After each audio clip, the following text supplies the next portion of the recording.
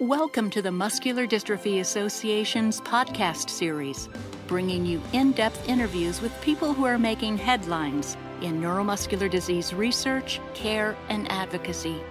Here's MDA's Executive Vice President of Research and Medical Director, Dr. Valerie Swick. Joining me today is Dr. Douglas Kerr, Director of Neurodegeneration Clinical Research at Biogen Idec in Weston, Massachusetts. We're talking about the recently completed Phase 3 trial of Dexpramipexole in ALS. Welcome, Dr. Kerr. Thank you for having me. So first, a little background. Dexpramipexole, or Dex as it's often called, was developed by drug discovery and development company Knott Biosciences. It demonstrated neuroprotective properties in early-stage studies involving cell cultures in animal models, and was thought to work by improving the function and efficiency of cellular energy factories called mitochondria. Scientists know that in ALS, mitochondria are involved in a cell-damaging process called oxidative stress, which can contribute to the death of nerve cells called motor neurons. The Phase 3 trial of Dex, which also went by the name EMPOWER, enrolled 943 people with ALS at 81 sites in 11 countries, and participants were randomly assigned to receive either Dexpramipexole or placebo.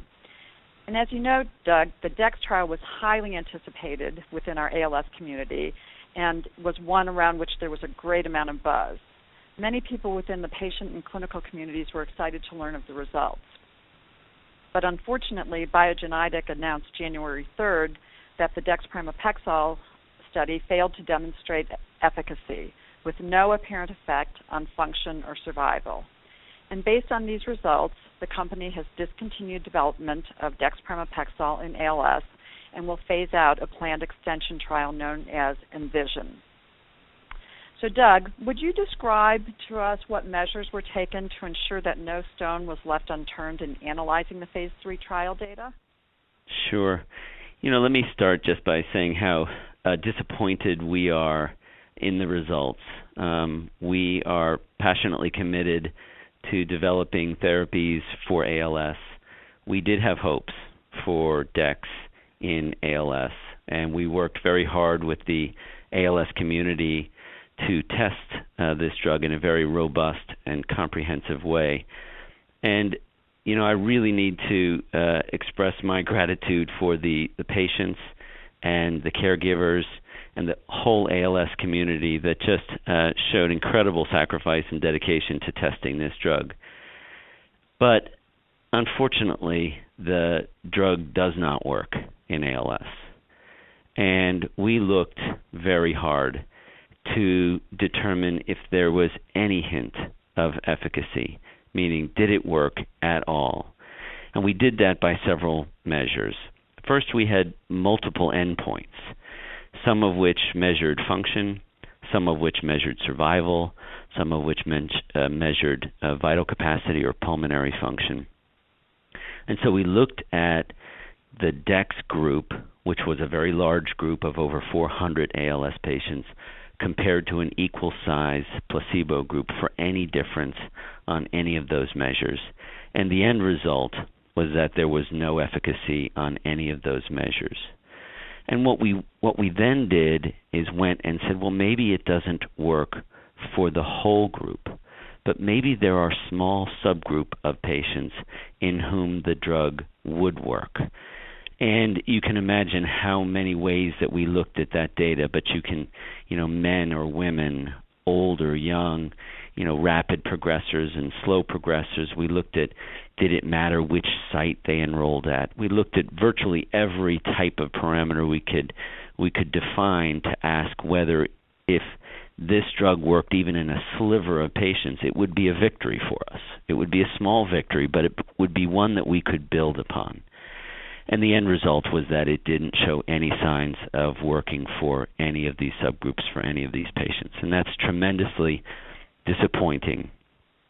But I must say that, a lot has been given toward the ALS community by this study, by a global community working together to develop a better trial system, better endpoints, better ways to look at this disease.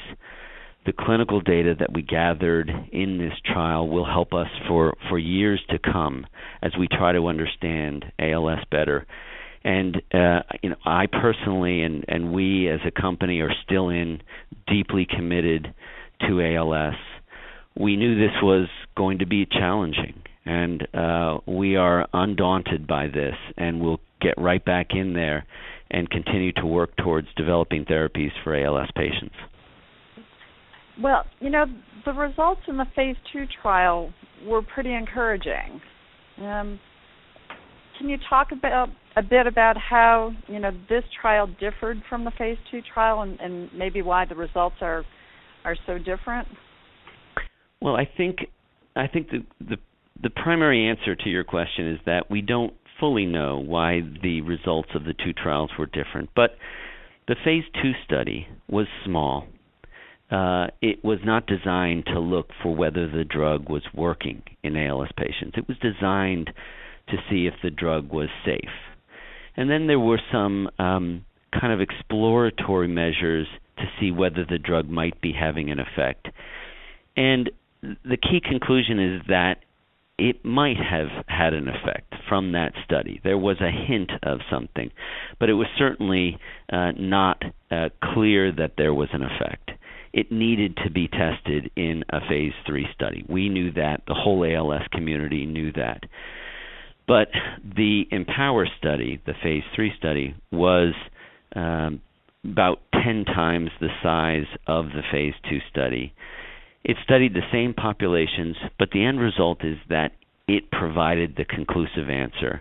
And we know in drug development, and specifically in ALS, that phase 2 studies that can sometimes be intriguing and show a hint of benefit, that benefit is not confirmed in phase 3, and that's what happened here. Thanks. Now, do you plan to present or publish the trial results, or in some other way make the data available to the research community? I'm sure as I do, that sometimes with negative studies, the data doesn't get published. So I think that the community would be interested in knowing whether that's going to happen. We absolutely will publish the results.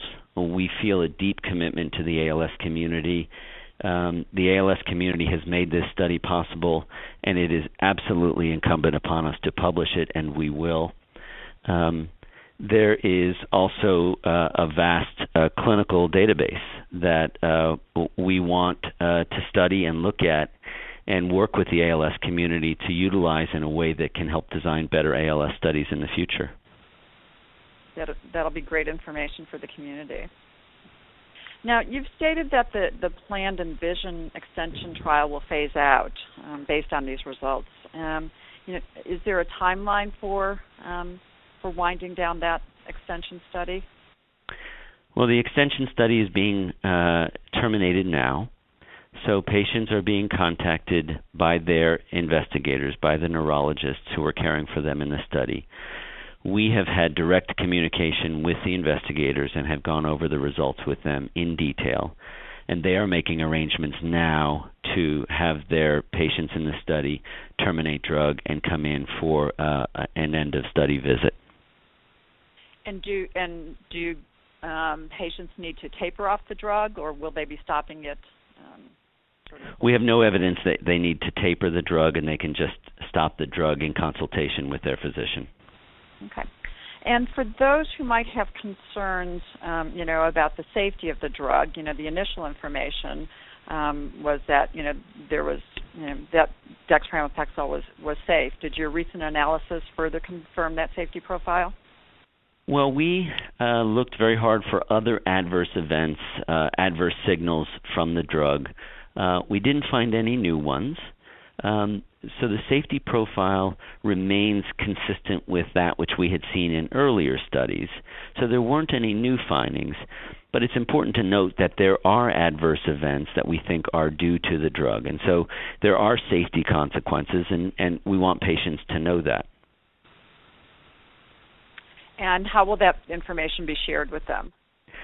Well, that information has been shared with the investigators, and really that was part of the reason for the decision to terminate the open-label extension study and to ask the investigators to contact the patients, have their patients stop drug, and come in for a follow-up visit.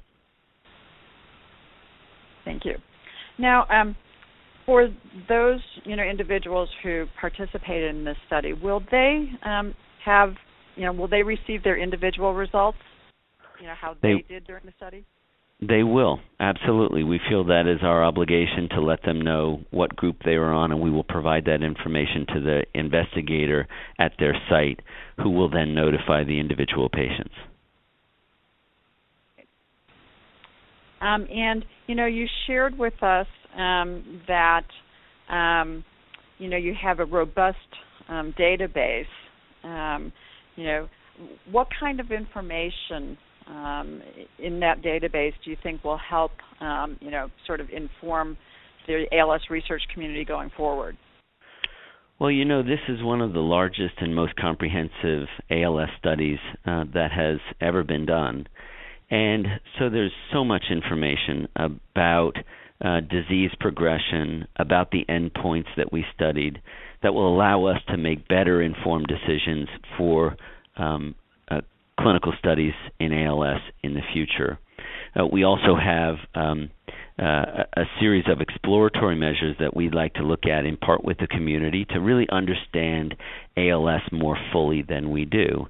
And it may ultimately be that there is some heterogeneity in ALS, and that patients are distinct from other ALS patients, and we need to understand that better as we get more proficient at developing drugs for ALS in the future.